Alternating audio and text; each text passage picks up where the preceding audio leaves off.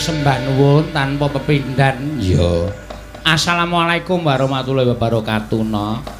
Waalaikumsalam ya, Mak. Iya. Ora kanyono-nyono persasat kaya dene kejugrugan Wukir Sari kelepaning samudra madu. Ya. Awak dhewe tinimbalan supaya ngregengake ana ing adicara ya kuwi hari ulang tahun utawa milad Ya. Pomosda ingkang kaping 24 Ya. Pomosda kuwi apa? Pomosda ki pondok modern sumber daya at-taqwa. Oh iya. Sing diasut dening panjenenganing Bapak Kiai Tanjung. Iya. Neng Tanjung Anom kene. Oh iya ngono ya, Mak. Iya. Matur sembah nuwun tanpa pepindhan iki luar biasa. Awak dhewe ingkang tinimbalan sowan ana ing Nganjuk kene lan nderek kula nuwun nderek apa jenenge iki nderek langkung kagem para penggemar budaya utamane wayang kulit lenggahane Nganjuk kene Iya. Awak dhewe lagu sepisan iki sowan ning Nganjuk kene muga-muga dadi apa ya jenenge bumbu tumraping para pandemen wayang. Iya. Mula aku mau wis matur karo para bapak-bapak saka Jodipati FM. Kira-kira bagaimana nanti gagrag ngayuja wonten ing Jawa Timur?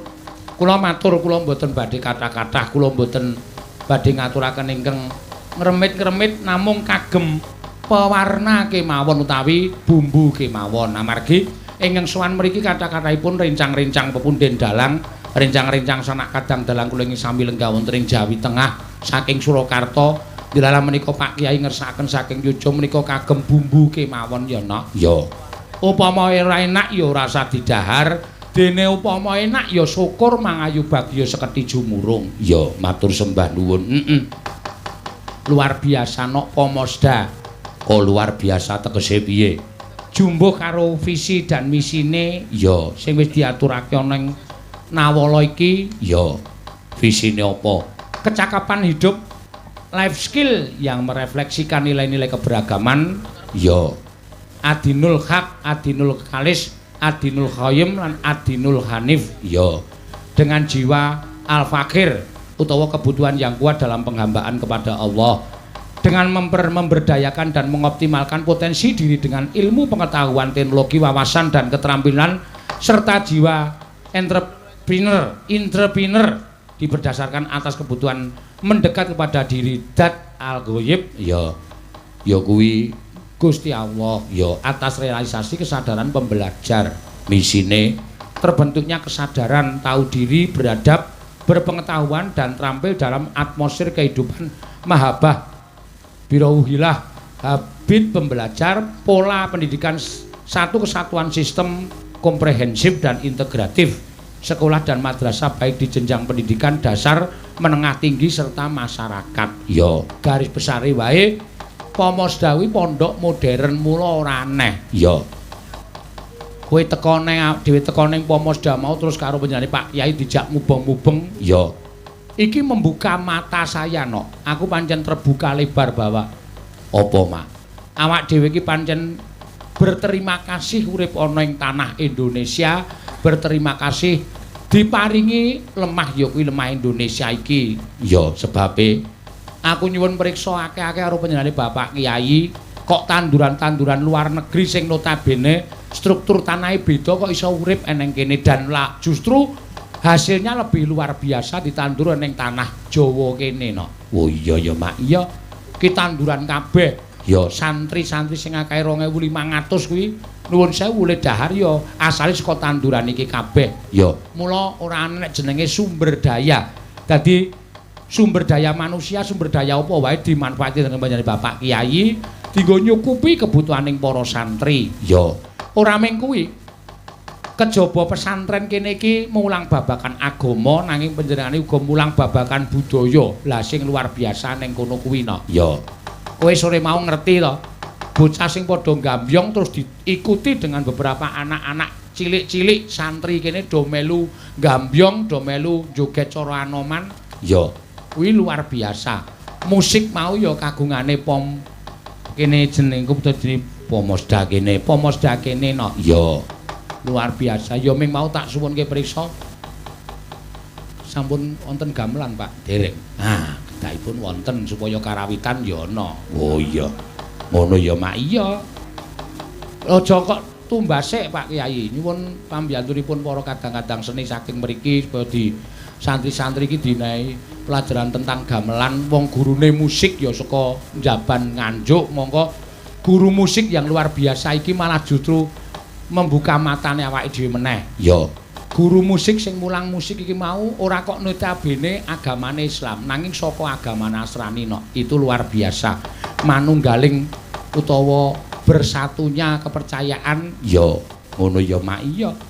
Luar biasa no. Matur suwun karo panjenengan Bapak Kiai Tanjung. Ya, ngono ya, Mak. Iya. Iso mekar budayane ning pondok pesantren kene luar biasa. Iya. Mula kepinterane piyayi iki ora diukur saka pelajarane ana utawa sekolahe kok. Oh iya, Aku mau guyon karo Pak Kiai. ya. Aku ditakoni karo Pak Kiai, "Bu Cangik menika kuliah wonten pundi?" "Alhamdulillah, Pak, mboten kuliah." Aku ya. Kula menika namung tamatan SMA. Lah kok Pak Kiai kok ngendika, "Lah, saya itu juga cuma tamatan SMA." Oh, Dadi aja gleleng sing do sarjana-sarjana kuwi. iya. Nyatane tamatan SMA ya iso sukses, tamatan SMA iso dadi kiai. Iya. Malah aku ki malah pengrawitku ki sarjana-sarjana. Iya. Ngono ya, Mak. Iya. Nyatane ming do tak perintah. Lah iya. Ya ora apa-apa ya. Ngono kuwi adiling sing kuwasa kok ana. Mula ya aja sok nyepelekke. Ya. Aja sok tepuk dada dumeh derajat pangkate akeh banget ning kadang kala sok girilusi jalma tan kena kinira. Ya, matur sembah nuwun tanpa pepindhan, Mak. Iki akeh banget sing perlu diwaca. Ya. Panjenengane Bapak Kiai membawahi santri santriwati cacahe 2500 nek ora kleru ning Pomosda kene. Matur sembah nuwun tanpa pepindhan, wis kepercaya karo awake dhewe. Ya sak gaduh-gaduh sak kamat-kamat piyai sing padha rawuh semene akeh iki mung padha mbuktekke no. Ya. Sing akeh-akeh padha nonton streaming, sing akeh-akeh padha lumantar HP. Ya. Saiki padha iso bertatap langsung karo awake dhewe lumantar menawi Bapak Kiai. Matur sembah nuwun tanpa pepindhan. Ya. Ngono ya, Mak. Iya. Ya upama rada janggal gagrake ya kula nuwun pangapunten. Ya. Karang ngayojan ya ngene iki. Ning tak kira ya wis padha kulina wong padha mrisani streaming. Ya. Keprakku ya kaya ngene. Tur aku ya ora tolakan kok no. Misale mau panjenengan Pak Kiai ngendika mengke gagrake cara Jawa Tengah mawon keprake sing biar-biar. Aku ya sangu. Wo. Ngono lho, ora ketakoni jejak ora bener ning sing penting rak kendel sik. Ya iya. Ngono ya. Ning ora dawuh ya wis cara Ngayuja memperkenalkan gagrag Ngayuja no. Ya, pancen bener ngono. Yo, matur sembah nuwun. Ya. Oh nggih. Wah nyuwun pangapunten nembe kula kula pendhet menika nawalonipun pun Bapak Wakil Bupati Kabupaten Nganjuk. Iya. Bapak Marhen kadhawuhan minggah panggung paring pangandikan. Oh iya, saka Pak Kyai.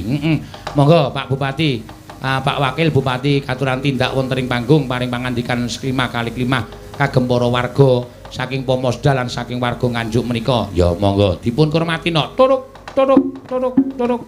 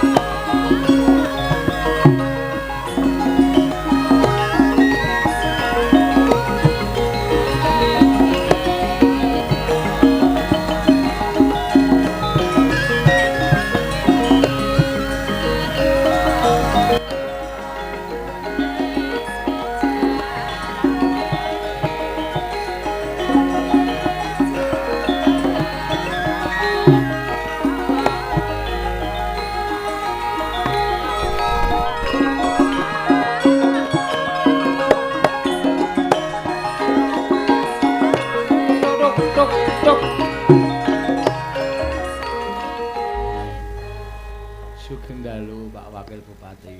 Wilujeng dalu Ki. Nggih, Pak. Matur sembah nuwun. Satunggiling kehormatan tumraping kawula panjenengan Bapak Wakil Bupati Kersa Rawuh. Iya, ngono ya, Mak. Monggo Pak, menika Bapak Kyai ngersakaken Bapak Wakil Bupati kersa paring pangandikan. Mboten kitang namung sekedhik kagem para warga ingkang sami rawuh dalu menika. Nggih. Matur nuwun sangat saderengipun. Nggih. Wilujeng dalu Bapak Ibu. Assalamualaikum warahmatullahi wabarakatuh. Waalaikumsalam. Assalamualaikum warahmatullahi wabarakatuh. Waalaikumsalam warahmatullahi wabarakatuh. A'udzubillahi minasyaitonirrajim. Bismillahirrahmanirrahim. Alhamdulillahirabbil alamin la haula wala quwata illa billah. Ingkang kawula hormati, kawula taati para alim ulama, para masyayikh, para yai, utamanipun Romo Yai Tanjung. Yang saya hormati Pak Camat, Pak Kepala Cabang Dinas, Koramil, Pak Kapolsek, dan semua undangan yang saya hormati, dan masyarakat semuanya, baik dari Kecamatan Tanjung Anom, Ronggot, dan sekitarnya. Sebelumnya saya ucapkan terima kasih. Monggo sesarengan kita ucapkan syukur kehadirat Allah Subhanahu wa taala, berkat rahmatnya, hidayahnya kita bisa berkumpul di Pomosda dengan keadaan sehat walafiat, tidak ada kekurangan suatu apapun. Patut kita syukuri dengan ucapan alhamdulillahirabbil alamin. Yang kedua, sholawat serta salam patut kita tujukan pada junjungan kita Nabi besar Muhammad SAW beserta keluarganya, sahabat-sahabatnya yang telah memberikan petunjuk kepada kita semuanya, sehingga kita bisa bedakan mana yang hak dan mana batin. Insyaallah semua yang hadir pada malam hari ini di hari akhir nanti mendapatkan syafaat dari beliau. Allahumma. Dan semoga kalau ada keluarga kita yang sedang sakit ataupun kita sendiri kurang fit hari ini, semoga mendapatkan kesembuhan dari Allah Subhanahu wa taala. Dan semoga kalau ada keluarga kita atau kita sendiri sampai hari ini kantong kita sedang menipis, semoga mendapatkan limpahan rezeki yang banyak dan barokah. Dan semoga yang belum punya jodoh didekatkan jodohnya. Alhamdulillah, aminnya kenceng. Sebelumnya saya ucapkan selamat datang Ki Seno Nugroho Nggih. saking Ngayogyakarta beserta kru. Saya ucapkan selamat datang di Kabupaten Nganjuk.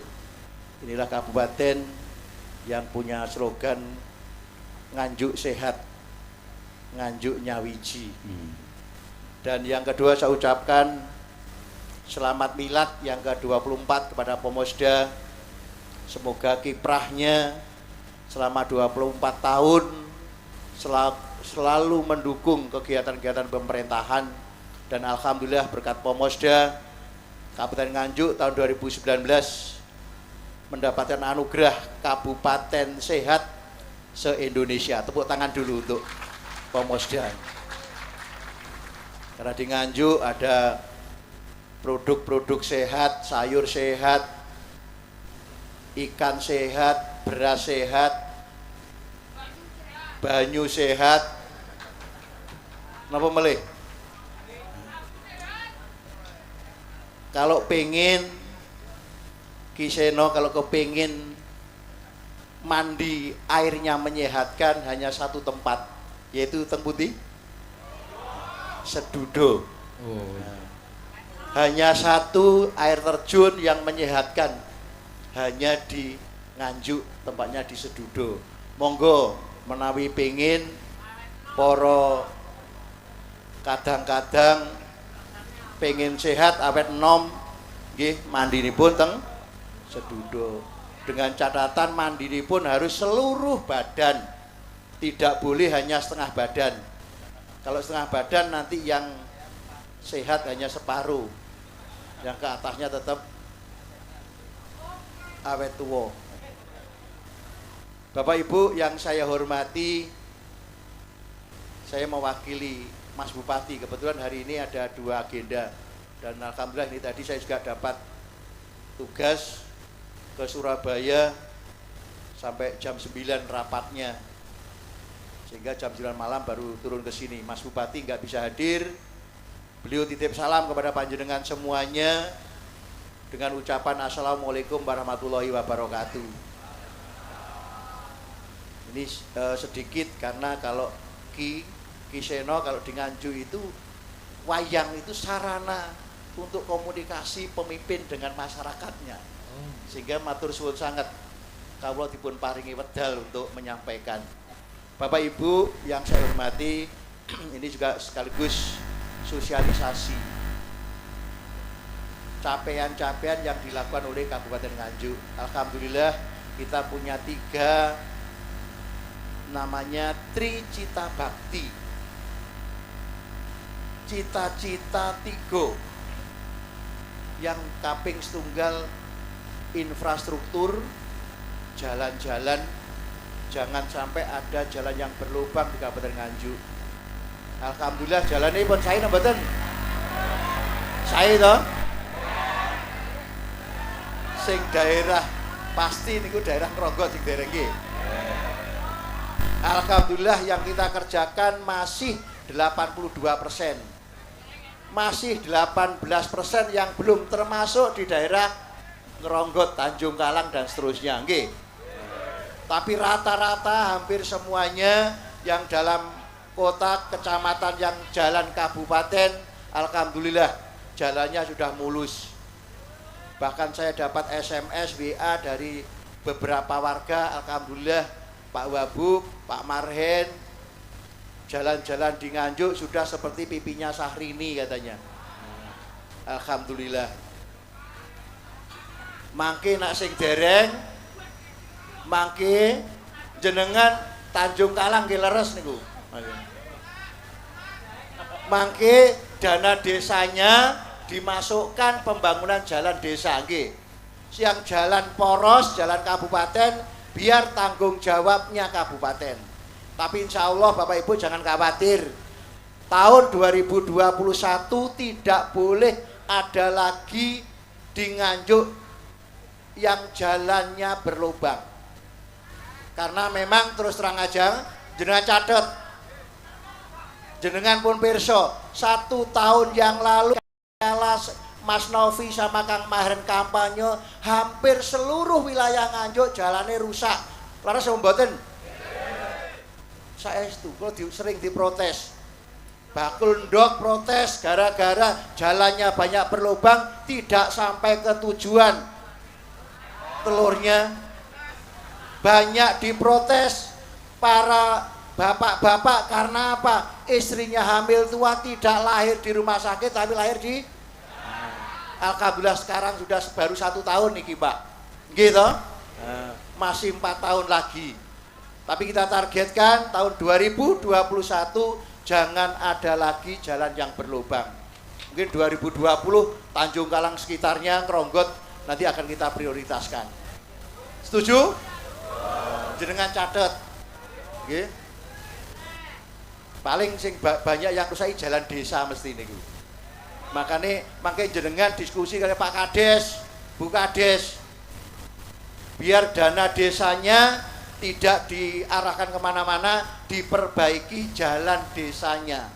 Karena kalau jalan desa tidak boleh diperbaiki oleh kabupaten, harus diperbaiki oleh kepala desanya. Nah ini berbagi. Tapi jangan khawatir, nanti kita juga akan komunikasi dengan kepala desanya. Kaping kalih Nganjuk pengen menciptakan generasi unggul. Makanya panjenengan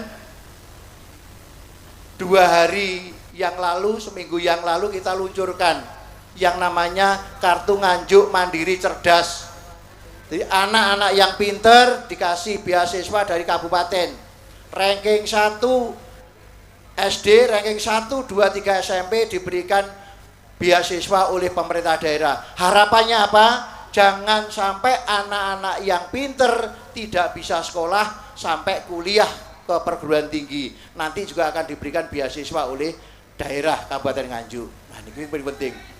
Kaping 3 sekedap juga kemandirian ekonomi. Besok juga akan diluncurkan bantuan sosial bagi bapak-bapak ibu-ibu yang tidak terdaftar di PKH, nanti akan dibantu oleh pemerintah. Biar nanti apa? Semua akan dapat yang namanya bantuan sosial. Besok pagi jam 6 di launching. Maka panjenengan kalau punya tetangga yang mungkin rumahnya kurang bagus, yang selama ini terlantarkan dan tidak diperhatikan oleh pemerintah desa, nanti akan ditanggung oleh pemerintah Kabupaten Nganjuk. Termasuk panjenengan kalau petani juga ada kartu tani. Mereka yang tanahnya kurang dari 1 hektar nanti ada bantuan dari pemerintah daerah. Pedagang, kalau jenengan dagang juga begitu, monggo. Yang tidak mau nggih tidak apa-apa. Kalau yang mau nanti akan diberikan bantuan oleh pemerintah. Harapannya apa? Nganjuk biar ekonomi yang berkembang, masyarakatnya bisa sejahtera. Mungkin itu yang bisa kami sampaikan, 3 pesan dari Kabupaten Nganjuk untuk disampaikan kepada masyarakat Nganjuk, sehingga kita punya visi dan misi yang sama, sehingga kita punya tujuan yaitu mensejahterakan Kabupaten Nganjuk. Insya Allah Kabupaten Nganjuk dalam waktu dekat masyarakatnya akan sejahtera. Allahumma amin. Sementara itu dulu yang bisa kami sampaikan. Terima kasih. Mohon maaf kalau ada yang kurang berkenan. Ihdinas shiratal mustaqim. Wassalamualaikum warahmatullahi wabarakatuh. Waalaikumsalam warahmatullahi wabarakatuh. Ngoten nggih. Nggih, Pak Wakil nggih. Oke. Oh iya. Ngapunten kula tak nyawer sekedap. Monggo Pak.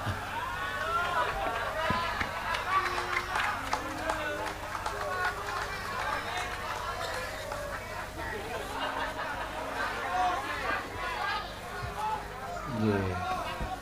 Nggih, matur sembah nuwun Pak Wakil Bupati. Wah, durung nyambut gawe sudah dibayar. Ya ora apa-apa to ya, matur sembah nuwun. Nggih. Ya, Mbah, rezeki no. Ya, wajib ditampa. Ya, Mbak Tiwi. Kadung tresna pamundutan saka Jombang. Ya, jumeneng, Mbak. monggo. Durutke saka sing mepet kowe ya, Mak. Ora manut karo apa nawala iki sing dhuwur dhewe sing ngendi? Ya. Ya, Kaya isih kuliah. kuliah apa iki? Tak omongke nek adus neng Blumbang Sirondo ya iki. Mergane Lagi wae dadi rondo iki. oh lah ya. Napa? Nggih. Ya ora apa-apa ya. Nyatane iya. Napa Bapak jenengan? Ora usah isin. Ya ora apa-apa. Monggo. Pak, niki wonten nginggil napa ngandhap? Kono wae ora apa-apa. Ya. Men piyaine padha ketok. Ketok kabeh sing mresani akeh banget kaya ngene iki. Ya Luar biasa Piyai Nganjuk. Apresiasine terhadap wayang panjen ya luar biasa tenan kok. ya ngono ya, Mak. Iya, nyenengke. Ngono ya. Ya jaya kaya ngono, ya jaya. Kebuak ngene iki no. Ya Ning engko bar limbukan terus prung ya. entek. Ya Engko bar gara-gara ki kari wong eneme sing edan 3 dadi wis mloya-mlayu ngalor ngidul ora karo-karuan kan. ya. Ya wis ben ra apa-apa karang kabeh iki dhewe-dhewe ciri khase. Ayo Ngger. Kadung tresna bawanana. Wong tok tutup-tutup ana iki sok bakal esuk daya ngerti kabeh. Ora usah seneng. Ya. Sepandai-pandainya tupai melompat itu akhirnya akan jatuh juga. Ya. Sepandai-pandainya menyimpan bangkai itu akhirnya akan terendus juga. Ya Mula rasa data tok piye-piye. Monggo, yo. Sinawang datan bosane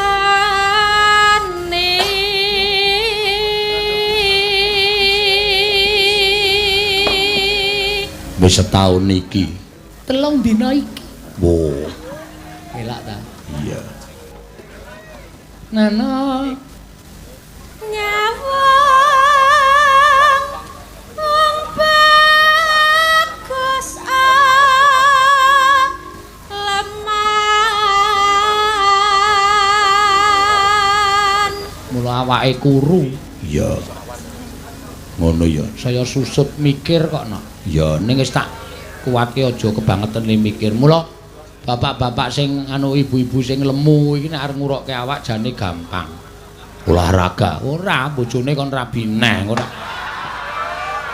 Langsung susut gratis kae. Iya. Iya, terus Nah. Rekoso tak lakonane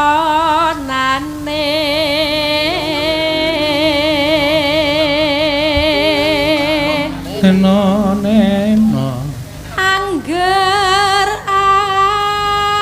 aku bisa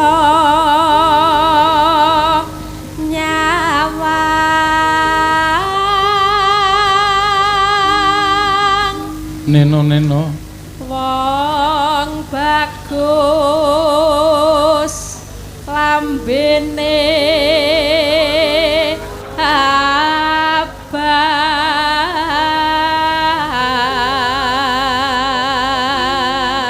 mbok sesuk didandani ukarane kuwi marai ra penak. Wong lanang sing ngrungokke iki marai terus maksir ngono lho. iya. Wong bagus lambene gantinen cangkeme. Wong bagus cangkeme ambyar.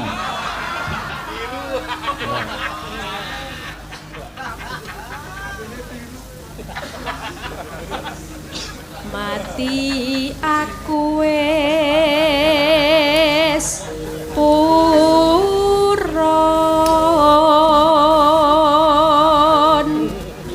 angger tresnaku mbok tanpa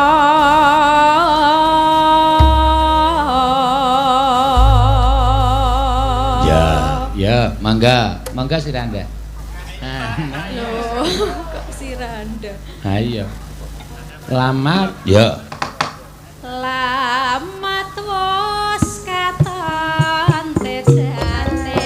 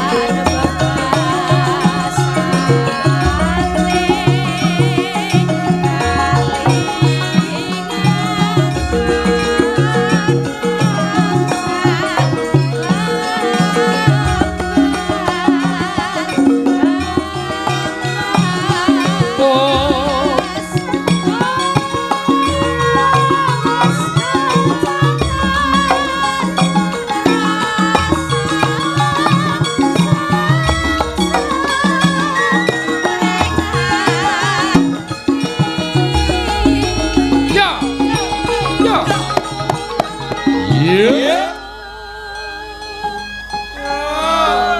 Neno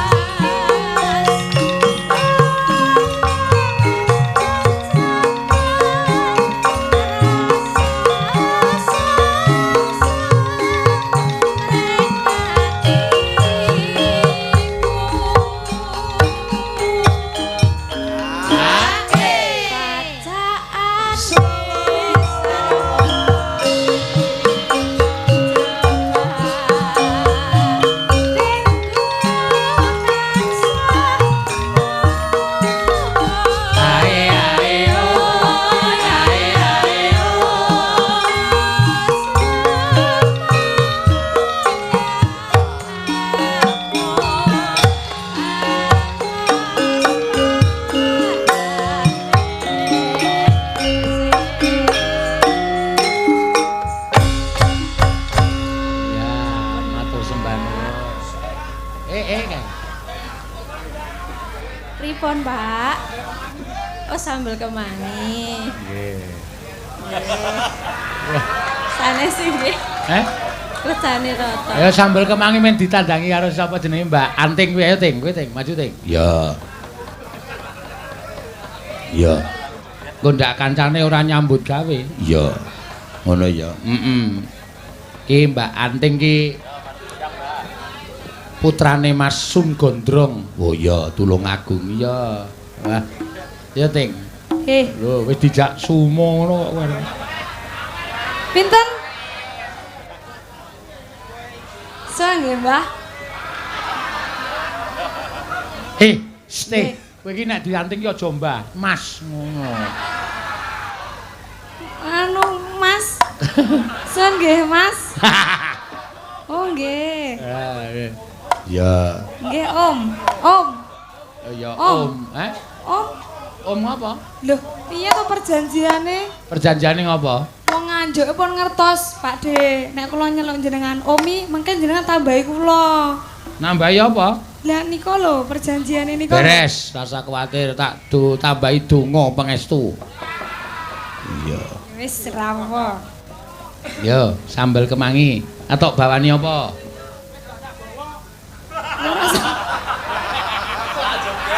Nggih, ajenge joget.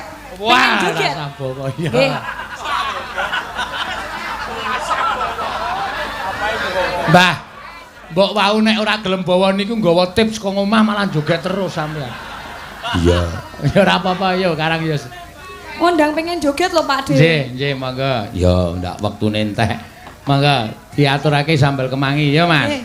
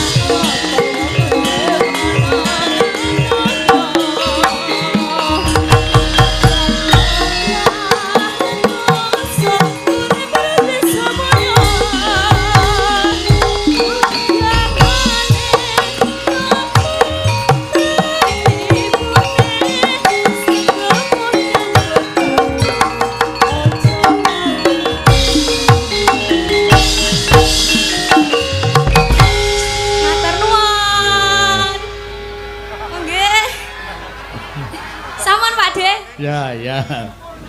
Oh nggih, mengke meneh. Sak kemenge. Apal kok ya. Rumah saku kok sing dinteni kok ming tong dun tak dun gendang dun. Iya, terus mempeng banget ya Mak ya. Matur sembah nuwun. Ya, Mbak Anting mau kepareng ngaturake ya Nak. Ya.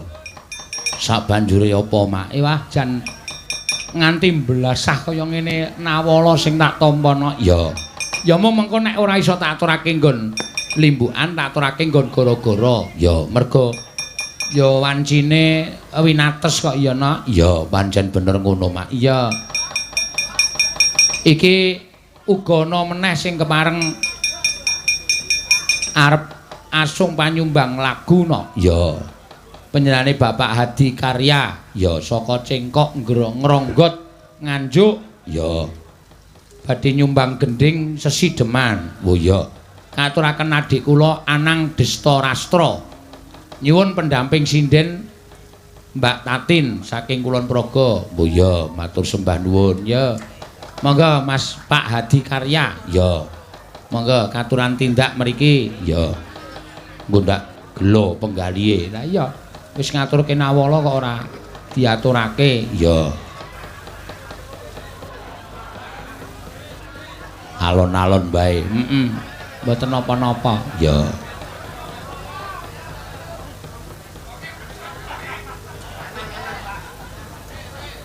Wah, seneng aku. Oh, nyuwun sewu, Pak. Hadi Karya menika tunanetra to. Wah, malah kleresan. Kula menika wonten Yojo gadah kalih piyai tunanetra menika ingkang budaya, ingkang pendak-pendak. Kula mayang mesti nusul, ya. Tur wis kula elikke jane nek nusul ki ya ndelok apa. Ya. Iki kok do ditinggal iki kepiye to iki? Sakira. Nggih, alon-alon, Pak. Alon-alon. Pun teng riku mawon, Nggih. Nggih, ngapunten. Mboten napa-napa, justru ngapunten Pak Sena. Panjenengan menika dados inspirasi. Nyuwun pangapunten, panjenengan menika tunanetra namung tresna kalian budaya lan kersa nguri-uri kabudayan. Nuwun sewu ingkang mripate ganep kadangkala malah sok mboten kepengin nguri-uri budaya malah sok mencibir budaya. Menika panjenengan dados inspirasi kagem para kadang-kadang kula. Iya, anjen ngono ya, Mak. Nggih. Mung sayange jenengan kok dadak nyuwun Mbak Tati niku napa weruh? Nggih, Pak Sena. Nggih, ngapunten saderenge nggih. Kula nggih alhamdulillah saged bertatap muka kalih panjenengan. Ya, niki asringipun kula nggih ningali teng YouTube ngoten nika lho Pak Sena. Wis ngapusi sampean. Mboten ngapusi saestu kok. Mbok sampean muni ningali teng YouTube niku tetep ngapusi. Lho, kok ngapusi pripun? Sampeyan iso muni bertatap muka sakniki kula nganggo klambi apa ayo? Jenengan to? Oh. Riyen nggih. Oh, biru no, Pak. Ah. Nggih. Tin kancanono Mas apa jenenge iki? Mas Hadi. Ya. Nanang kok nggih. Sing Nanang Desta Rastra nggih niku wae lho, Pak. Oh, alah. Mula asmane Desta Rastra menika. Lah sarene dope ilang nggih julukane nggih niku. Kula ten pundi, Pak? Lah niki? Ngandhap. Lah kowe tok ayu ngoten nek Pak Sena. Pundi ta? Kula ten pundi lho? Kula diukne napa pripun? Alah. Nek jenengan kuat gendong kula. Kula sing remuk mengke. Lho, kok remuk? Napa? Nggih wong sak monten kok lemune kok. Sak monten ki sepira lho? Kalih sing rondo wau niku lemune iki kok. Walah bener e. Bener iki. Hebat iki. Kula sing ngandhap mawon apa? Mboten. Jenengan ampun maju-maju nggih, mengke nek dawah mengke kula ndak dadak gendong. Mboten pun aman kok watese niki kok. Oh. Enten iki nggih. Mboten sandredeg nggih. Mboten, kula nek salaman riyen, salaman. Nggih. Salaman? Ayo ngendi? Ayo. Tangan. Tin, kowe iki nek kenunul malah cilaka kowe. Lah kan jaga jarak ya. Kowe nek ngawur terus salaman riyen. Nggo, ngoten malah. diulungke sik kok tak cekelane. Lah niki lho. Ya kurang maju. Lah niki lho. Salaman kok tangane bentuke Asline. Kowe dosa kowe nggo dolanan wong kaya. Mboten napa-napa Pak Seno, kula nek digodhong ngeten iki malah ruwemen ta, Pak. Waduh. Soale kula dalu niki haus, Pak. Panjenengan haus? Dados dalu niki kula sedang napa mencari jodoh ngoten, Pak. Oke. Kalau mulane sampean pas dalu niki haus kok sing dijaluk Tatin. Lah ngopo? Napa sampean ngerti malah? Nek Tatin niku ledeng. Ngertos e. Aduh. Ki nyapa ki kok ya enek wong WA barang ten Tatin. HP-ne getar ngerasa jarene ana. Sing WA sinten Mang Waca njajak? Gak wis ndak usah kok. Gak usah. Cita salaman ora? Sios to wong ayu. Salaman nggih. Nggih, nderek tepang. Kula Nanang Wahyudi, Mbak Tatin. Kok tanganku diremet-remet ngadi utik-utik lho. Jenengan kok nakal Mboten Nek nakal. salaman ki biasa wae ngene rasa Nggih. ngene Ayo. rasa. Soale anane ngoten niku kula guemes kalih panjenengan ing atase wonge lemu suarane kok penak ngoten. Justru dhek memanfaatkan awake dhek iki dienggo nakal. Soale nek saya ndumuk kowe kan ora kena pasal wong ora weruh. Ya ora kena no, tetep ora kena. Kayak guyu kae lho. Ayo sing ajeng bawa sampean apa Mbak Tatin? Nggih, kula. Oh nggih siap Mas. Nggih langgame Mbak Tatin Oh mawon. nggih. Wah. Nggih, apik. siap. Kula tuntun apa pripun, Mbak? Lah, aku ora dituntun nih. Wis kowe manut to. Oh nggih, kula manut jenengan nggih, mangtuntun ten pundi kula manut. Kula jak wangsul teng griya kula. Loh, panjenengan griyane pundi to, Mas? Griya kula Desa Tanjung Kalang, Kecamatan Ngeronggot, Nganjuk. Ngendi kuwi aku ora ngedong lho. Pun tak mengke nek kula gonceng mesti apa? Aku ora diboncengke lho. Oh, kowe aja salah. Kowe aja salah. Nggih. Sekarang itu zamannya zaman teknologi. Iya. HP wis dienggo wong tunanetra ana. Nggih. Enten. Montor ki dienggo wong tunanetra ya ana. Nggih enten. Piye? Carane piye? Lah ya montore wis ora dadak disetangi ming kari apa. Aku arep mulih, no montor mulih dhewe. Nggih, Lah iya mbok entuk buk, mbok entuk cagakan sing Astagfirullahaladzim. Ora umpamane ngenten lho, Pak. Mane kula dadi bojone Mas sapa? anak. Nanang. Ah lanang apa ya ngerti? Wah, kula ngertos Pak Seno niku sing dikarepne ngertos. Riba. Lah ya apa? Aslinipun ajenge muni anu tapi mboten wantun ngungkapne. Lah ya Ning apa? nek kula sampun tanggap ing sasmita. Nggih. Iya. Kok jenengan ngerti nggone apa, Mas? Wah, karepe wae di bojo aku nek arepe nyang piye ra udah bingung. Lah iya kok ya ngerti apa ya genah ngono lho. Astagfirullah. Pripun? Ya Allah. Jenengan kok keringetan to, Mas? Jenengan panas? Mboten, mboten. Aja maju-maju. Mboten pun aman lho. Pun. Ngono wae aman, ya. Tin. Nggih. Wis aja dadi bojone. Lah kok Wis dhek le goleki nganggo sikil kok. Wis aja wis. Wis genah sesuk. nganggo Ya Allah. nggih mboten nggih Mas, mosok ngangge sikil nggih. Mboten, mboten. Pun Nek to. kene kula lak nggih mboten ngangge sikil to. Mboten.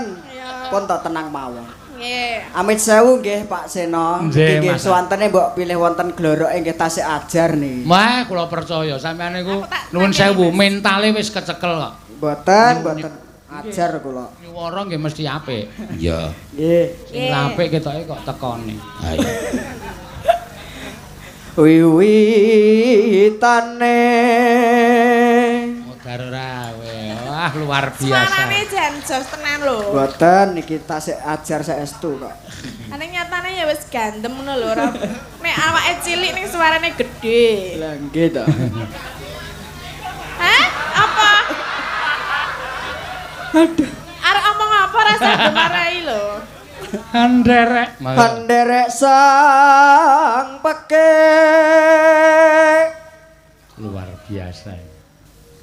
priya bagus kang olah budaya. Mula saiki aja ngece karo Piyai Tunanetra. Piyai Tunanetra iki ning Yojana kelompok karawitan tunanetra. Grup bal-balan tunanetra. Wonten nggih. Enten nang Jogja. Enten teng kula Mas. Jenengan ajeng melu napa, Bro?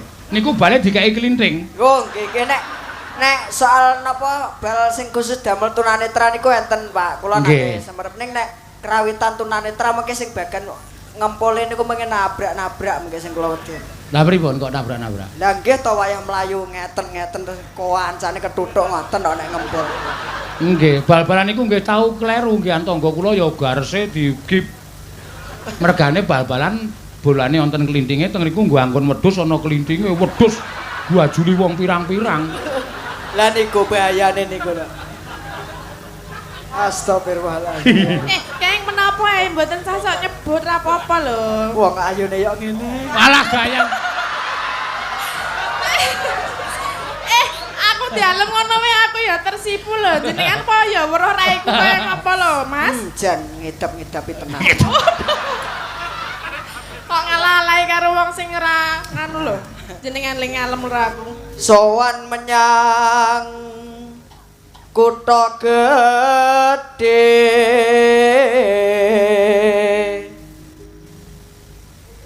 bendara terus kayung-yung selendang kuning Golek-golekno tisu kuwi lho, ringete Mas Anang tok lapi iki lho. Tak jukoke tisu, Mas. Boten pun izin kula. Ora apa-apa. Apa isin lho? Izin kula. Diulapi apa ngulapi dhewe? Kula iki gumun karo sampean ki ora weruh kok isin. Izin lho Pak kula. Dene sing do weruh kok ora ndek isin. Agi aku sing weruh ora ndek isin kok. Selendang kuning. Mas niki asing dilapi napa dilap dhewe? Pun kula lap ki ambak mawon. Tak yakin ora dilapi? Izin kula. Yakin mboten dilapi? Mas Anang. Nggih. Mbak Tati niku sowan teng Nganjuk urung karuan setahun pisan lho. Kesempatan dilapi. Wes sakniki jamane pun canggih, jaman teknologi mungkin kula buka Facebook-e mawon ngono anune. WA-ne. Jenengan gadah Facebook kula napa? Gadah Facebook kula saestu gadah Nanang Merem namine. Oh, sesuk tak. Saestu kok Pak Seno. Oh, Niku nggih enten WA-ne teng mriku saestu. Oh, nggih tak WA. Pripun iki sida dilapi mboten? Manut. Oh, saiki muni manut. Ayo dilapi, dilapi. Kula ulapi nggih nderek nyuwun sewu nggih. Oh, mboten napa-napa. Sing ngen bagian pundi? Pun manut. Aki kabeh keringetan ya tekan dhuwur saka ngisor tekan. Oh, sing ngisor mboten sah sing ngisor. Oh, wah bebayane. Sing dhuwur tok mawon. Nggih to. Iki dulapi tenan nggih. Wis gek ndang cek-cek ngono kok mesake iki lho. Kemringet iki lho. Lah iya ora ngete oke banget. Kowe iki nek ngono keringet kuwi malah kowe iki entuk pahala ibadah kuwi. Bantu wong cacat tunanetra. Wis gek wis. Iya iki lho panjenengan ngomong wae arep tak ulapi kok ya. Aku ya selak pengen tok ulapi ya. Iya. Oh alah. Iki tak ulapi nggih Mas, nuwun sewu nggih. Nggih. Walah, Jan. Iki sing tak ulapi iki. Mang lenggak. Ndangak nglenggak niku ndangak. Nggih. Ndangak. Oh. Pun matur nuwun. Melih boten? Pun sampun. Empun? Pun. Pisan wae. Sampun. Kaksake ukir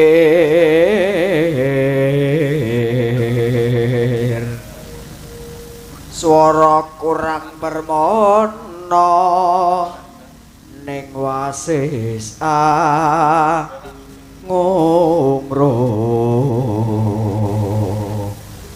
Angungrum. Suara dekapno ae kalah ya. Iya. Angungrum marang bendara Dia Sulistya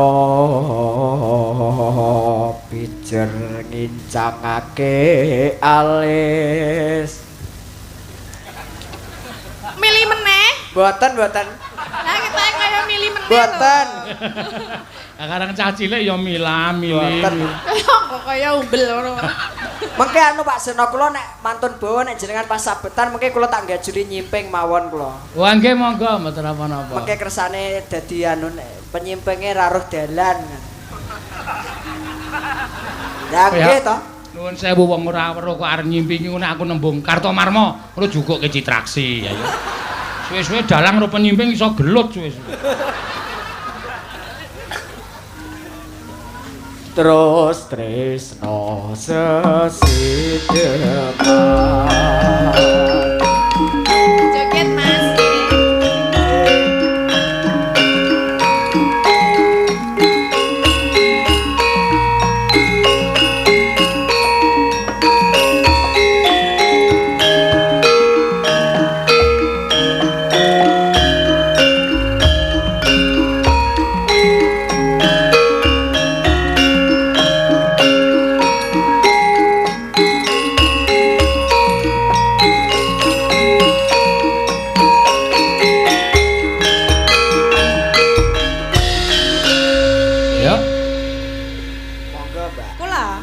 no gantosan kalih kula.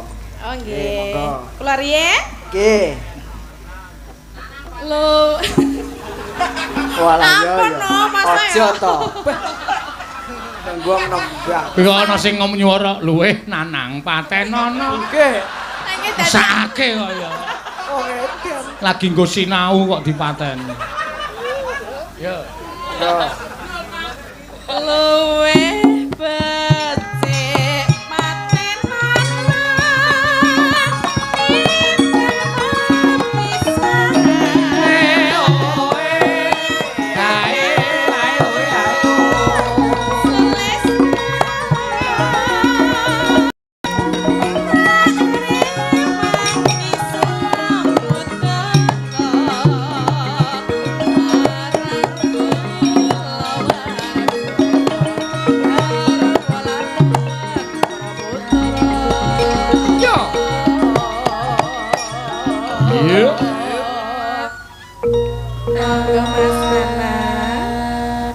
Duet iki.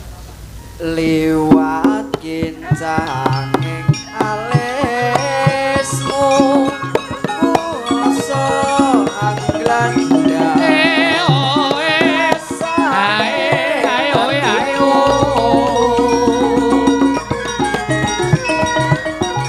latihan muslim serius waktu aku isi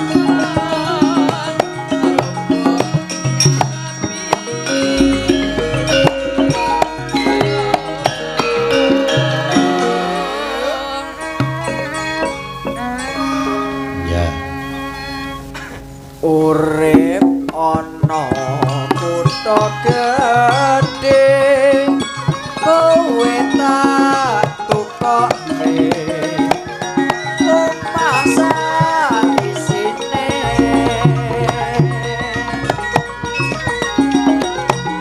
kowe apa wae latihan sesine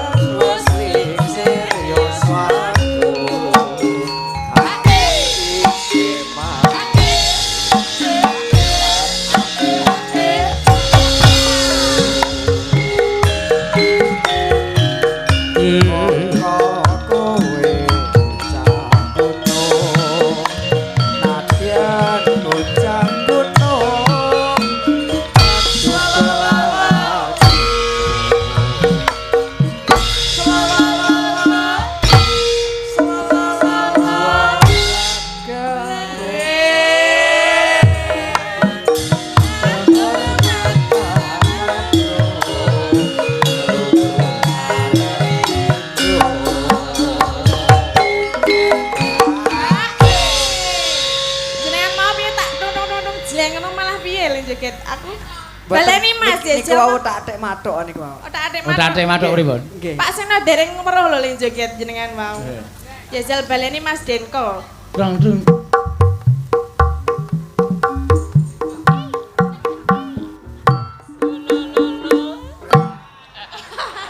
Ngono lho, mau ketake kaya luwih mantep jane ngene lho. Kayak iki mau kok kaya isin-isin. Aja tok kon baleni wis grogi banget lho. Boten grogi sinten ta sing grogi? Ah sampean kok saya ndingkluk. Dingkluk niku kula napa ngematne niku lho. Ngematke napa? Ya ngematne swantenipun niki lho. Peh. Peh piye? Jaluk Wah, iki nek cara kene iki kaya kebanget ngono lho. Lah nggih. Wah, ngono. Beh. jaluk nomor WA-ne, Mbak. Nggih, mangke tak nehi nggih. Nek ora njuk WA terus lho gah aku nek WA. Mboten. Sampeyan kok njaluk WA-ne Tatin niku mengke WA sampeyan dilebokke WA-ne Tatin. Oh, nggih, otomatis niku. Oh, Nggih. Nggih, mengke tak nehi nek jenengan nyuwun nggih. Oke. Iya, siap. apa roh dalane ayo Mas. Wah nek niku pun awas Pak nek soalnya. Yo, mangga. Urip ana kutha gedhe kowe tak tukoke masa isine kowe apa wae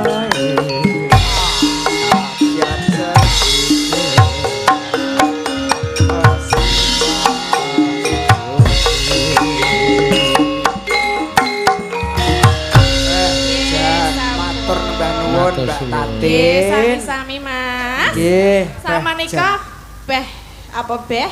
Lah pripun kula manut? Mas Nana, Nggih. sampeyan wau ngirimi layang kula di wonten artane pinten? Oh niku wau sing ngirim senes kula kok. Oh, asinten. Niku wau Pak Haji Nur Kamit saking Cengkok Ngronggot. Oh, Kula dikengken anu ngoten Pak Seno. ken nganu nyekar. Nggih, kula di WA ket pengenane nika. Dados kula mboten nganu. Ora, iki nganu lho, iki aneh lho iki wong iki ora weruh ning sombong. Mboten. Saestu Pak, kula gadah WA tenan. Bola-bali di WA. Lah nggih Pak wong marai ya batuku ya entek tak didingne ya. Yes. Panggah tak saki wae. Mboten napa-napa. Nggih, Pak Seno. Niki kula kundurke artane nggo. Mas Nggih. ditampi nggo. Kula do beli akeh malahan. Wis Jenengan sapal. kosike. Oh, sapale dengkule mlocot ora. Kok boten men ta? Diterke mboten. Kone nobro-nobro lho. Ki sing peteng ki anu aku kok kene. Iki nek urip nang Yojo tak ketaki terus lho iki. Lah ngopo? Oh, Aku lho, sik armara iki kok peteng men to. Ket mau lek peteng iki. wah astaga. Saestu sing peteng bae nggen kula niku. Nggih, dituntutin. Kula Nggih, Mbak Tatin. tak jubuke nang jenengan ibu dhewe. Wah nek wis sampean jikone bae. Kaya kok ning anu lho. Tak Sopo Oh, ki? oh yo nganggo HP tenan kok yo. piye? Sapa kuwi sing ngebel? Mboten penting kula pateni mawon. Ya. Nika Mas, saking ngene Pak Seno. Nggih. Monggo. Terima kasih Mamah Tatin. Aduh. Iya, Papa Nana. Terima kasih juga nggih Papa. Nggih, wah jan alhamdulillah Pak Seno. Nggih. Nggih sakderenge nyuwun pangapunten niku wau guyon parikena Pak Seno. Sampean malah ngregengke suasana lho Mas, Wong tenang. masuk bolak-balik kula ningali jenengan teng streaming mawon. Jenengan pas mayang teng kene Mas Yoyok nika kula Nggih. ningali. Oh, ngeten. Dugi Nggih. mriko sampean? Mboten teng streaming kula. Dope pedhot mengke malah ilang mengke dugi Karangasem mengke. Iki nek nang nggon aku yo jare dijebluki mercon lho kancane. Karo kancane omong-omongan karo gawake mercon kula niku janjane duar. Ah kok glelengi Raja Mak. Nggih Pak Seno. Nggih. Ngapunten sakderenge. Jan. Peh piye? Ora kaya bengi iki penontonnya ya akeh. Memang nganjuk niku luar biasa lho Pak Seno. Oh, estu Mas. Leres Kula- ngendikane jenengan niku wae. lek teng Yogya nek wayangan adate nek mantun limbukan niku pun ambiar kiambak-kiambakne nek teng Nganjuk niki lain daripada yang lain. Nggih. Dadi lakon niku nggatekne nek lucu nggih diguyu nek weh Nek kurang ajar? Nek kurang ajar taboki. Ayo sampean niku kok, Mas. Lah nggih to. Nggih. Jan Kula saestu. nganu Mas Nanang, sampun kantuk kabar saking Dik Yoyo, saking Nggih. Mas Kangko, saking sinten-sinten dalan sampun kula sampun tarosi kula badhe sowan wonten Nganjuk dos pundi kawontenanipun. Wah, sae Mas mriko nika Nggih. penonton wayang saestu luar Leres, biasa. leres ngendikane Mas Kangko, Mas Yoyo leres niku. Nggih. Mas jenengan teng gene Pak Kangko kalih Abah Sukron teng YouTube nika nggih ningali kula. Kowe nek jenengane panggah kula nerutus teng YouTube mawon to, Pak. Ning sampean bener lho. Sampean termasuk pecinta YouTube lho. Nyatane Nggih. kula nggih ngakoni kok jagongan kali Dik Kangko kali Abah Sukron Nggih, leres. iku ya masuk streaming. Ora yo le nunul iki kepiye ngono lho. Oh, ada dadi HP khusus wong tunanetra ki ana, Mas. Terus nggih, coba mang prakteke netatin niku mang nunul coba. Kok aku lho. Kok kon HP-ne udu aku. HP Oh nunul aku ya kenapa? Dadi HP niki nek saged Piye? ngomong enten sing nuntun ngoten. Ning HP-ne mati ketok Mas. Oh, tasik anu berjalan niki ta. Oh iya, Tulisane L50 niki. Oh iya bener L50 Android. Nggih, astaga. Jane dadi HP iki wong merem barang iso gawe HP Android terus nggih saged Facebookan ngoten. Wah nggih. Matur suwun Mas Ana. Sami-sami Pak Seno. Wis nengke wae ben mudhun ra mudhun karemu nengke wae. Ya Boten. mesake. Wah, saged Mas, tak tulungi Mas. Mas, aku nekat lho. Jenengan ki ngawur lho, iki nekat tenan lho. Asalahe kok cah kok gelelengi ra jaman. Hati-hati nggih Mas Ana nggih. Wah, nenengke tenan Mas Ana. Iya. Wis cetha ora weruh lho kok iso gleleng kuwi lho. Ya kehebatannya dia seperti itu ya Pak. Ayo ya luar biasa. Awas lho Mas, ngomidak ndase kancane. Tidak ndasmu kuwi kok ndas. Lah kuwi lho ono Mas e nangis sore kok ya. Ya sing didak mesti ora bakal nesu yakin. Lah nggih. Iya. Oh. Lah kok kualik iki malah sing golek dalan. Wah, kaya lucu kae. Kok malah kualik lho. Sing golek dalan kok malah sing Amit sewu sing nuntun malah sing picak. kok ya ana-ana wae. Iya. Kula sampun, Pak. Sing iki pisan Kas. Ya, kanggo nutup suasana limbuhan ya tin mengko sing urung-urung diaturke gara-gara iki kowe eneng sing nyuwun apa ki mau? Lali janjine nggih. Apa? Lali janjine, heeh. Piye? Kembang rawe. Heeh. Kembang rawe ya diaturake. Kula ki Mbak. Heeh. Oh nggih. Langsung mawon nggih. Piye? Langsung. Ya dibawani kok ya. Penak-penake piyai kene iki penggemar seni, pecinta seni sing iso ngrungokke swara kok ya. Ya, mangga.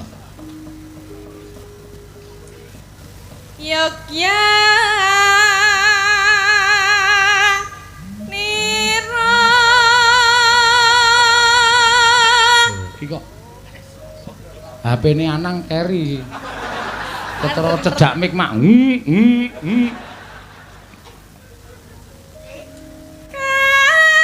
para jerit lamun bisa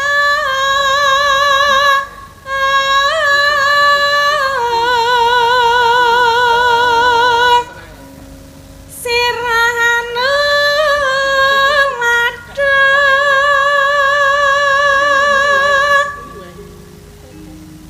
tu enguni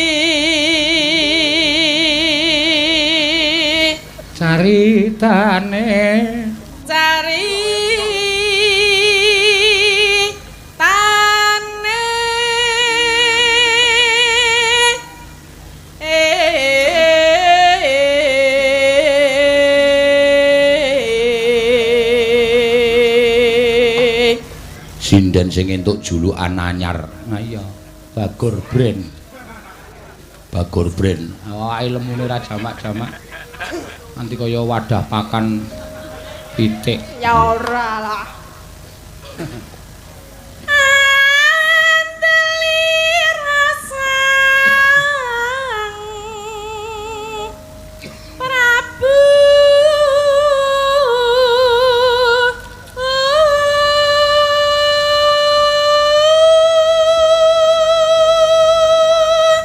Sastra kau Sasra bahu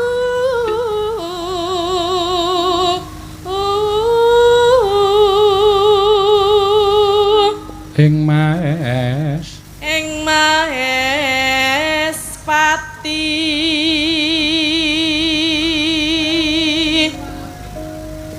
aran patih suwanda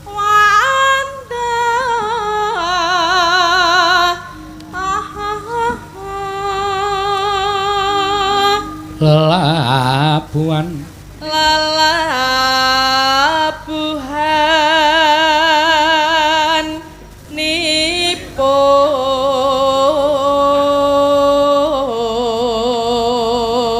nipun kang kinelung kang kinelung tri prakara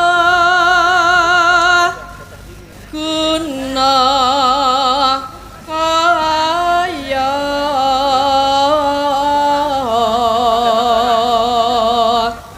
purune kang den antepi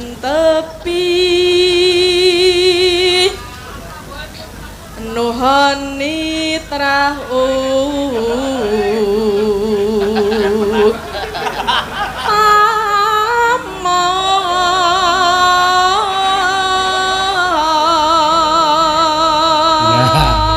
Ya.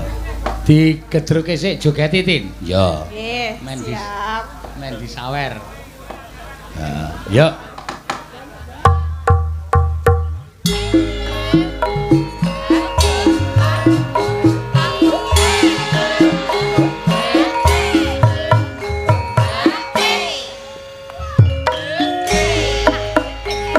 Pak.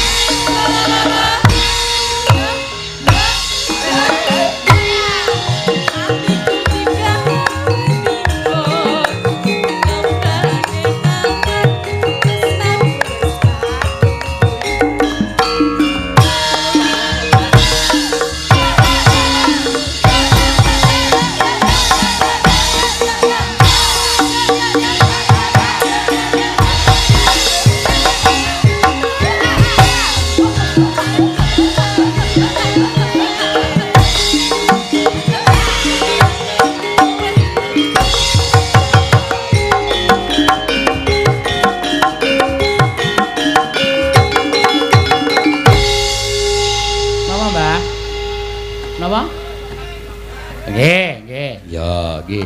Kyai sepuh iki pancen pecinta budaya tenan kok. ya. Sampun menika, Pak. Kesitok engkas njaluk gelang karet. Anu gelang kalung nggih, Pak nggih.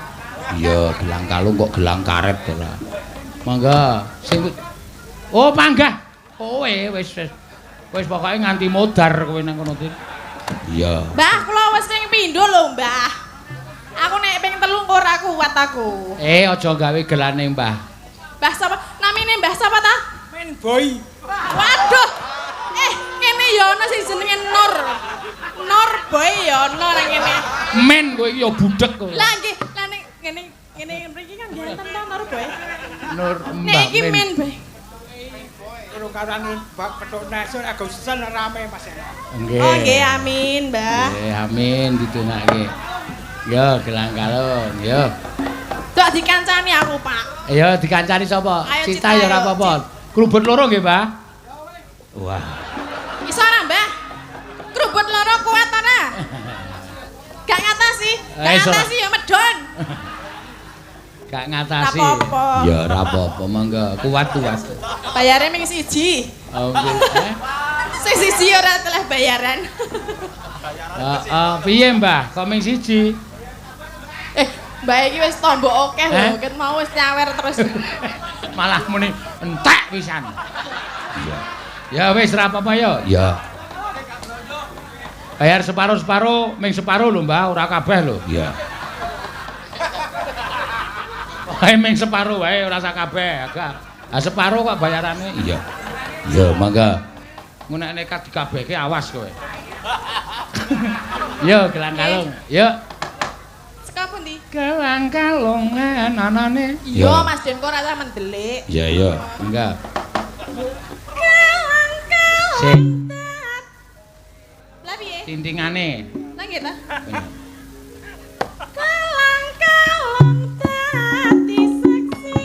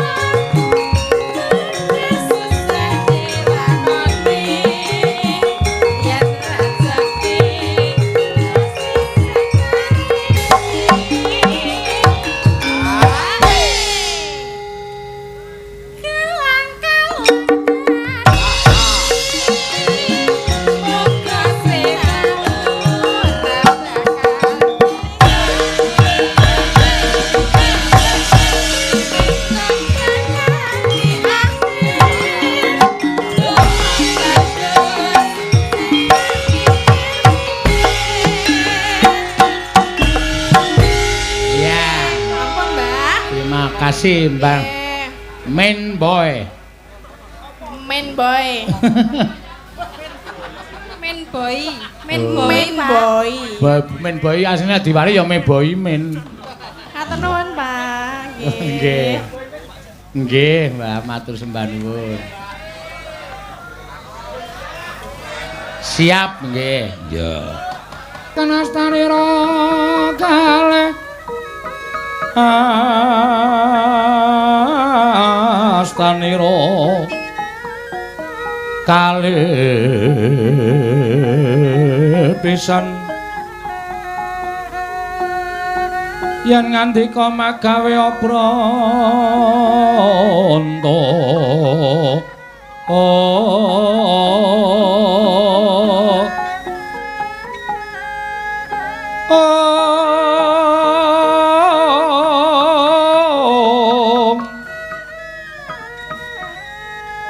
yen ngandika magawe apranta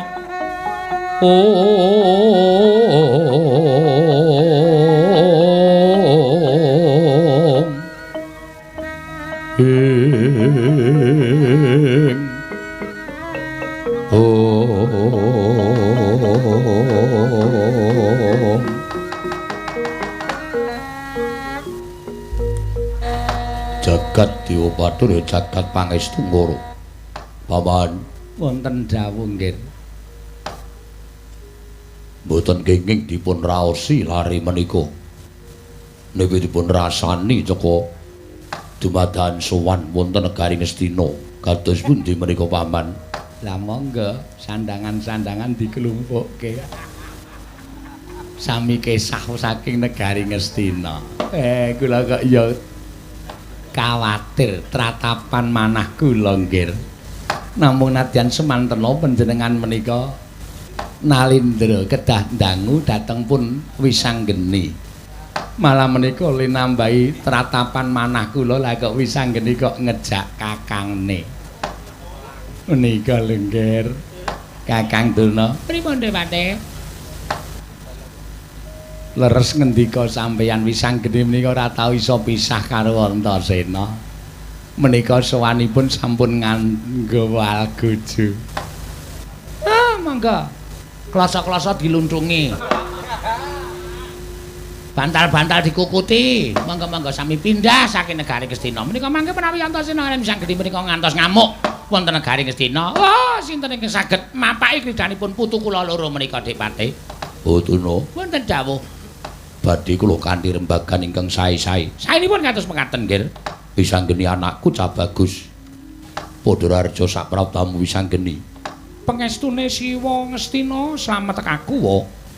Aku ngaturke sembahku katur ya wa. Ndak gegem sarta tak tampa. Pengestune wong tuwa Tampanana. Nak pundi ning mestaka ndak kalungake ning lunga ya ndadekake cahya nur cahya daging rah kayuwanan. Prayoga nunggonmu ngadheng ngarsaning Wakmi Ngastina. Kaya ora kurang prayoga wa. Antasena. Piye, Pakde? Padha slamet tekamu. Pangestune Pakde Ngastina slamet tekaku. Ora nuwun suwiji apa aku ngaturke sembahku katur ya, Pakde. Ya Antasena ndak tampa. Pangestuku Tampanana tak gegem ndadekake jimat. Wayah was Wisanggeni wilujeng rawuhipun. Eyang Patih Sengkuni slamet, Yang. Aku ngaturke bektiku katur karo Eyang Patih Plasa Jenar. Kula tampi nggih. Dipun sekecaken anggenipun lenggah. Ya wis ora penak Eyang Patih. Wayah Mas Antasena wilujeng rawuhipun. Slamet, Mbah. Bektiku katur ya, Mbah. Inggih. Dawah sami-sami. Dipun sekecaken anggenipun lenggah. Yo. Kok deg-degan ta. Le wangsulan kok le gelis tur cekak aos iki. Nandhake wong yen wis arep nesu iki ngono kuwi. Bawan Plasa Jenar. Wonten dawuh Gendel rumiyin. inggih. Wedi kula nggih. Kedadipun wantun-wantunaken. Oh, wis anggeni putuku cah bagus, nggih. Putuku cah Jentara, putuku cah Jlonet. Padha kanthi raja sak praptamu ya, nggih, putu. Pangestune Simbah Sukalima slamet tekaku, Mbah. Aku ngaturke bektiku katur ya, Mbah. Oh iya tak tampa. Pangestune Simbah tampanana ya. Ndak pundi nggo jimat paripe ndayana ning kasantosan. Antasena anakku cah bagus padha raja sak praptamu ya, putu. Slamet, Mbah. Bektiku katur. Suwe banget bapakmu ora nang nggon aku.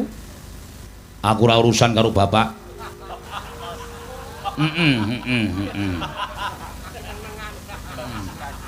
Wis watara lama lho Antasena, bapakmu ki rak muridku to Antasena.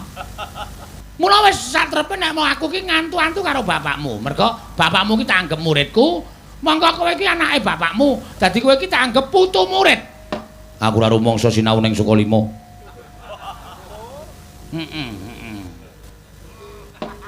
Piye, Kang? Tak slamur-slamur kok ya li semar kok ya ming sithik nggih, Pak. Ya ming aku mau mampir ning Sukalima. Apa iya? Iya, Mbak. Syukur. Ning sepi ora ana cantrik siji-siji yo. Panjen iki dina libur Antasena. Oh. Mula ora ana cantrik sing sowan. Tak nehi wektu kanggo ngasuh ning omah. Ya. Ngarepan ya digembok, digrendel. Gerbang Sukalima ora tok buka. Pancen ora. Sing ning ngarepan ming Mbah Putri. Ketoke mangani tandurane tanggane mau. Wis ben pancen mbahmu ki senengane kaya ngono kae senengane. Wis diujarne wae, wis nengke wae. Ya wis. Ming kuwi wae lek ku matur. Liyane ora? Ora. Ya wis, prayogane ya Antasena. Wis ora kurang prayoga, Mbah. Wis anggeni padha raja sak praptamu. Siwa ngawangga slamet tekaku wa. Aku ngaturke bektiku katur ya wa. Ya tak tampa cah bagus. Antasena padha raja. Bektiku katur ya, Pakdi. Ya tak tampa nggih. Prayogakno. Ya wis ora kurang kepenak. Wis anggeni. Siwa Ngastina piye? Prapta ning negara Ngastina tanpa taliwara ana wigati apa? Sepisan maturke bekti kalawan ngersaning Siwa Duryudana, ndungkap ala-ala aku tak nyuwun priksa. Ya, kowe arep takon apa? Siwa wis nampa nawala saka aku to?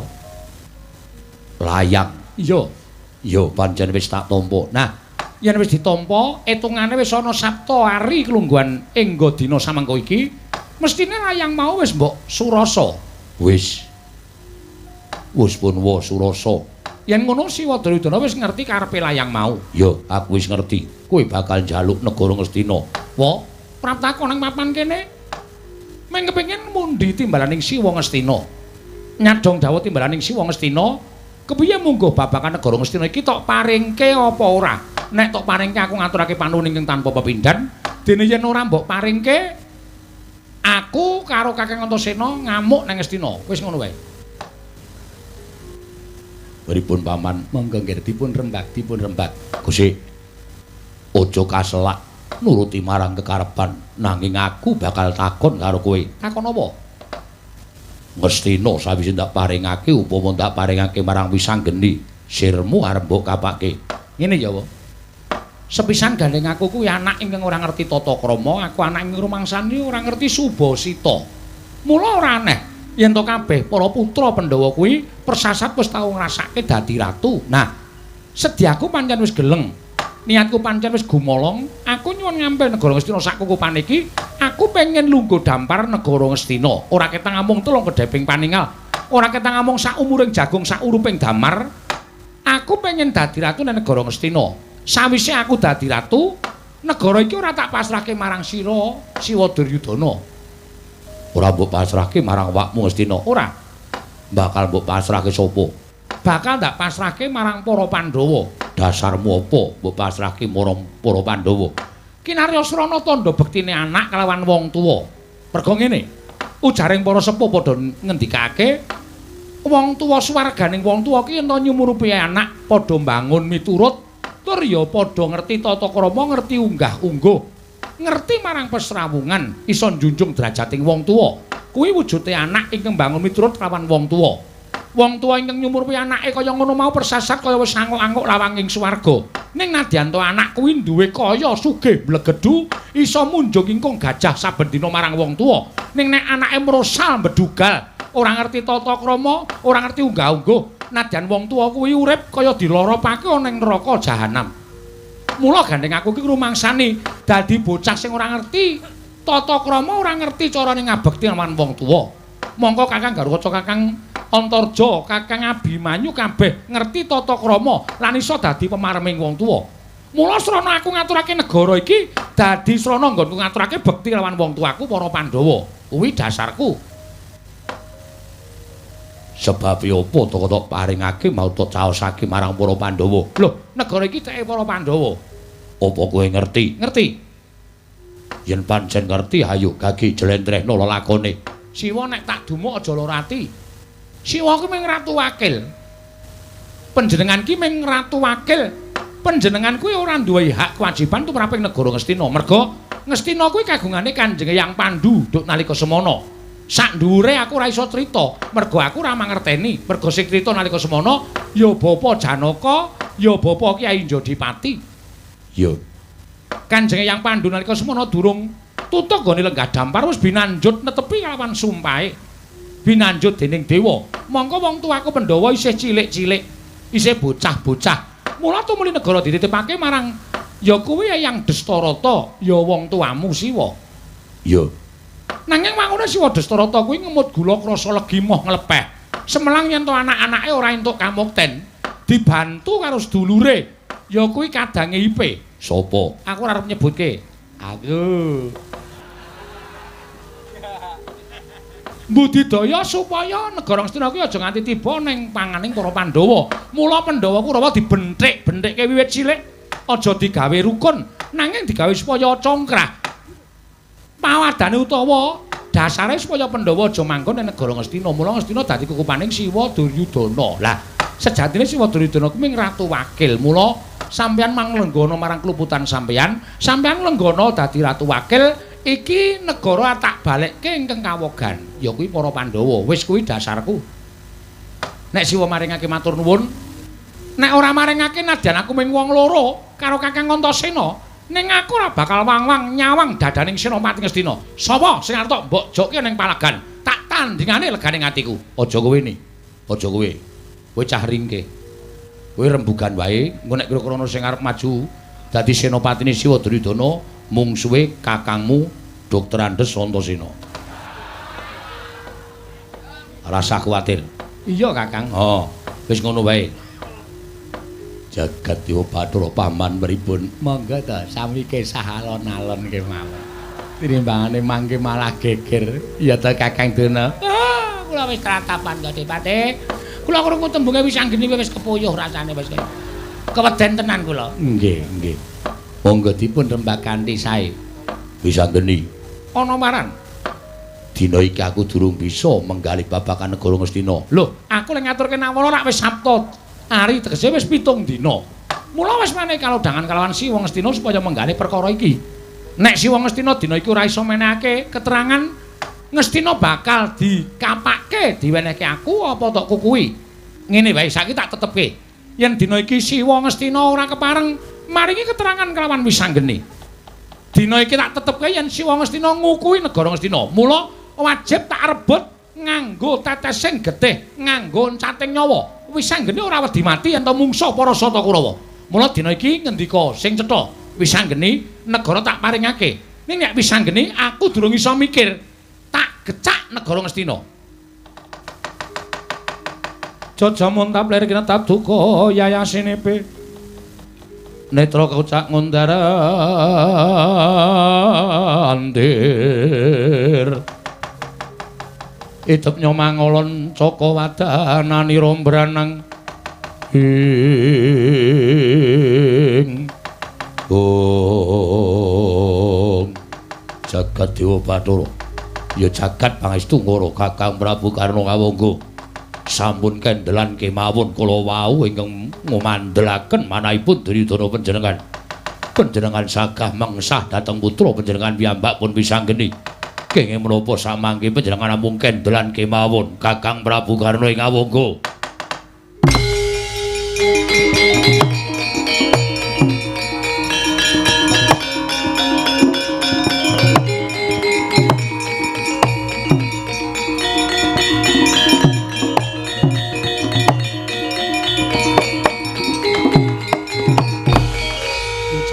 Batur ya jagat pangestu. Lah dalah pisanggeni. Siwa Ngawangga ya dasar kepara nyata. Nggih anakku cah bagus. Anakku wong sentosa, kowe tak elikke ya nggih. Iki dudu perkaramu. Upama ta kepengin dadi ratu, Yayi Prabu Ngastina mesti nglilakake yen negara iki bakal linenggan dening anakku Ndrepsila Geni. Nanging elinga, yen to sapurnaning sira ngrasake dadi ratu nang negara Ngastina, tumuli negara bakal mbok pasrahke marang para Pandhawa. Iki ingkang dadi perkara. Merga Pandhawa lan Kurawa kuwi besok bakal nglakoni perang gedhe Bratayuda. Ya kuwi katandha balining negara Ngastina utawa Yayi Prabu ingkang bakal kuat ngukuhi negara Ngastina. Mula aja nerak pacak nerajang perbatang. Aja nerak marang kodrating Wang Mahanasa. Aja nerajang marang kodrating para Jawata. Kowe tak kandhani sing kanthi becik, sing kanthi apik, kowe mulya, kowe balya. Yen pancen wis anggere kepengin dadi ratu, ayo ngaranana cah bagus, ngaranana negara ngendi? Negara ngendi kang bakal mbok bedah? Awakmu ngawong nggih saguh mbedah negara mau lan tak pasrahke marang sira kulup anakku lanang Wisanggeni. Siwa. Aku ngerti yen Siwa kuwi senopati Ngastina. Mesti wae dikapak-kapakno Siwa Ngawangga mesti mbelani marang Kanjeng Prabu Ngastina. Nadyan aku kuwi kepernah atmajaning Bapa Janaka. Mongko Bapa Janaka kuwi karo kowe tunggal wadah, tegese tunggal biyung. Ewadene banget-banget Siwa Ngawangga nggone tansah ngestu padha marang dawuhing kok Kanjeng Prabu Ngastina. Tumuli mentala paring pangandikan kaya ngono karo Wisanggeni. Wa, taunana windanana aku ora bakal bali marang Ndrepsila Geni. Yen Siwa Ngastina durung tak bondo, tangane tak krincong sikile. Ora metu njaba aku mentala karo kowe. Kakang Antasena wis dadi Kang, metu njaba ni aja kaya bocah cilik.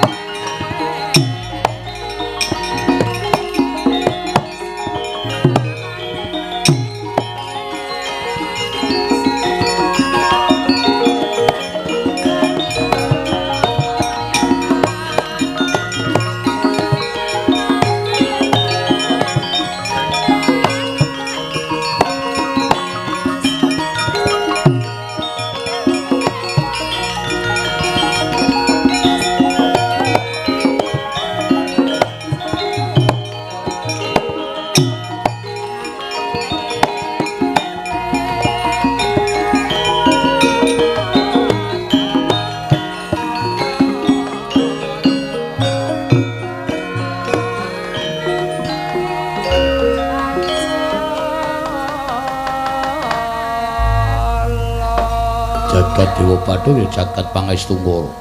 Awan wonten dawuh nggih. Oh Durna. Wonten dawuh nggih. Dipun menapak-menapakno leres ngendikanipun Kakang Prabu Karna ing Awangga. Paribasanipun sedumuk bathuk sanyari bumi. Nadyan namung sadumuk bathuk senyari jembaring bumi. Negari Ngastina kedah dipun kekahi. Menika papanipun para Sata Kurawa. Menika kula ingkang menang jenenge Bur kawontenan negari Ngastina. Oh, leres nggih, leres. Nadyan ingkang Bapa ing Sukalima menika ugi sampun prasetya wonten manahipun ing Bapa ing Sukalima bilih sinten kemawon ing badhe ngagro-agro dhateng negaring Astina menika tanggal jawabipun ing Bapa ing Sukalima. Matur sembah nuwun. Menawi ngaten sampun gumolong sedaya para sepuh badhe anapaki dhateng kridhanipun inggih menika wayah Mas Wisanggeni Pamanarya. Ketapno Purwadya Bala. Supados sak mangke kadang-kadang kula Sata Kurawa sampun ajrih pejah mengsah Wisanggeni. Menawi perlu dipun totohi pecating nyawa negaring Astina. Menawi mangke Kurawa sami kasuran mengsah Wisanggeni, kula piyambak ingkang badhe majeng wonten ing pabaratan. Adhe nggih. Menapa mboten nglingsemi paduka menika jejering Nalindra teka ngladosi dhateng paribasanipun pamuthaing lare wingi sonten. Nanging menawi kawontenanipun bondo kalani, kula mboten badhe ngiklasaken negari menika dipun jag-jag dening Wisanggeni miwapun Antasena. Naik kersa paduka kados mekaten kula kantun nderek. Boduna Wonten dawuh.